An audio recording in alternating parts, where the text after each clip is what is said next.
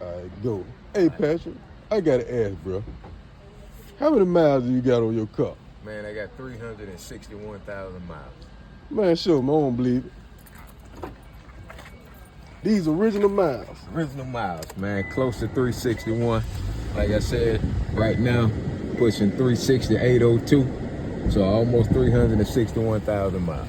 Now, I'm telling you that if that don't tell the reliability of a Kia, you bought this car brand new, right? Brand new. 360, and it's still fire up and run. Yup, still fire up and running. Like I said, I hadn't had any major problems. Same engine, same transmission. Same everything. Same everything. I just keep it serviced because I travel a lot for my job.